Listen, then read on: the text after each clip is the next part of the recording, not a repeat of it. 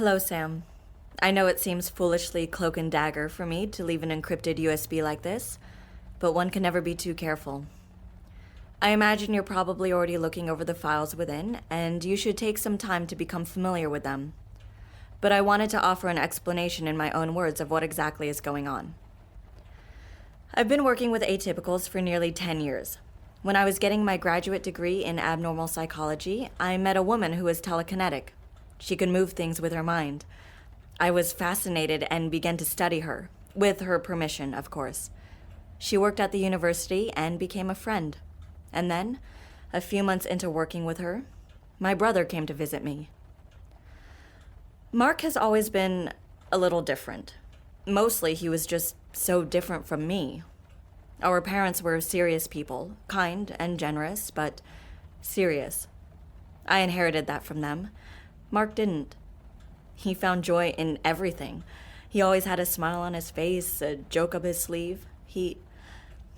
Well, the important thing is that he was special. Is special.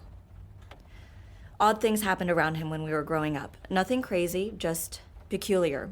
I always chalked it up to his strange luck, his bizarre charm. He chalked it up to the unpredictable joys of life. He thought anything could be an adventure if you had the right attitude about it. When he came to visit me, I introduced him to the telekinetic, Vanessa. And when they met, objects started moving around all on their own. At first I thought it was Vanessa showing off, but she was a level 5 already, someone in perfect control of their ability, and she said she wasn't doing it. One thing led to another, and we discovered that Mark was also telekinetic. But only when he was around Vanessa. I won't go through the whole process of discovering the exact nature of Mark's ability, but as I told you on Saturday, he is able to mimic the power of any atypical around him. The possibilities are limitless. Mark was thrilled. I was nervous. Remember that nonprofit I told you I worked for, the one that researches atypicals? I told you I had left because they weren't doing the kind of work I was interested in. That may have been sugarcoating it. They're known as the AM, the Atypical Monitors. They call themselves a nonprofit, but they work closely with the CDC, WHO, NSA, and the like. As far as I know, they are the only organization in North America dedicated to the study of atypicals. I worked for them for 7 years. At first, I was just a low-level researcher, processing data, evaluating patient files, writing reports. I rarely had one-on-one interactions with atypicals, but I enjoyed the work and the AM paid for my doctorate program. It seemed like the perfect situation. Then I was promoted. I started working in intake. Agents would bring atypicals in from the field, often people who had powers that had gotten them into trouble. An MD and I would do a basic health check, evaluate their psychological standing, and then recommend them for a program. Essentially, a crash course on how to control their ability and keep it a secret. They would vary depending on the ability and the individual, but most people were back out in the world within 6 weeks. During my time there, Mark went missing. He had just graduated from college, art college to my horror.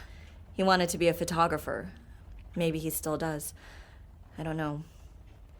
But a few months after he got his degree, I stopped hearing from him. At first I thought he had just gone off on one of his adventures, ended up in some remote place trying to get the perfect photo. After a week, I filed a missing persons report. As far as I know, that report is collecting dust somewhere. Or, even more likely, it was intercepted by the AM. I'm still not entirely sure how they found out about his ability. I think it's very likely they were monitoring me, listening to phone calls, checking my emails. I was rising through the ranks quickly, and I'm sure they were keeping an eye on whether I was a valuable asset or a risk. My security clearance kept getting higher, and I soon discovered what was going on underneath all the benevolent programs. They were experimenting on people. I hadn't seen these experiments directly, but you hear things if you work at a place like that long enough. I thought they were doing drug trials, seeing if certain pharmaceuticals could work as a suppressant or enhancer. And I was right. There was some of that, though not on willing participants as I assumed. And Sam, you have to understand, this is why I didn't want you taking medication. It doesn't mix well with abilities as strong as yours. That's actually one of my current areas of research, but, well, I haven't cracked it yet. The drug trials weren't the worst of it, though. There were also very extreme practical experiments, pushing people to the limits of their abilities, invasive procedures to find the source of the power, just about every mad scientist experiment you can think of. My new position eventually brought me into the orbit of these secret trials. At first, I was too shocked to say anything.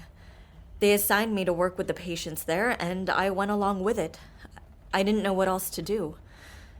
To this day, I'm not sure if that was the right choice, if instead I should have spoken out right away. It's a terrible program, and I hate that I was ever a part of it. But I never would have found Mark if I had said no. After a few weeks into my promotion, I was itching to know the extent of what they were doing, what I was getting myself into. I thought if I knew everything, I could fix anything. I was already working in a high-security area of the facility, but there was another section that was essentially quarantine. Only the very top people had access, and we were told it was holding extremely dangerous atypicals. One night, I was working late in the lab, and an opportunity to sneak in presented itself. So I did. Mark was there. He looked so unwell.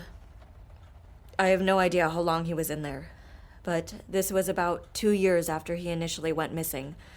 I had been chasing down every possible lead I could, and there he was, underneath my feet the entire time. And I moved to open the door to his cell, and he saw me.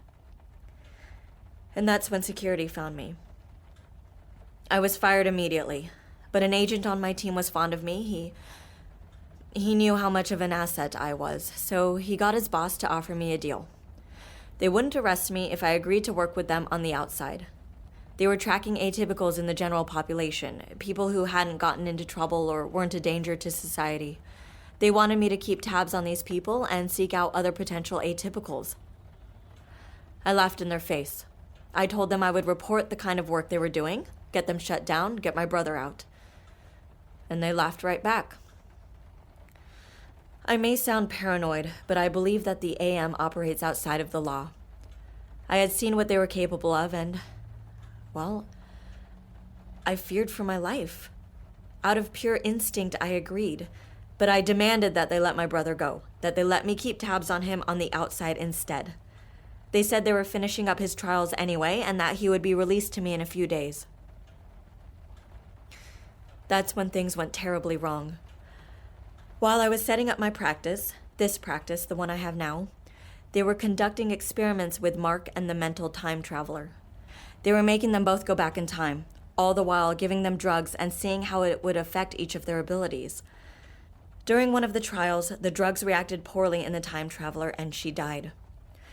Her body died in the present while her mind, and Mark's mind, were in the past. He's been in a coma-like state for the last 2 years. Once she died, he lost his ability to travel and never woke up from the trip. I guess he has been on it this whole time. So that's the long and short of it, Sam. Because of a medical error, my brother's body is being held captive while his mind is 200 years in the past. I know it sounds preposterous, but you've seen him. You know. And I think you might be the only one who can get him back.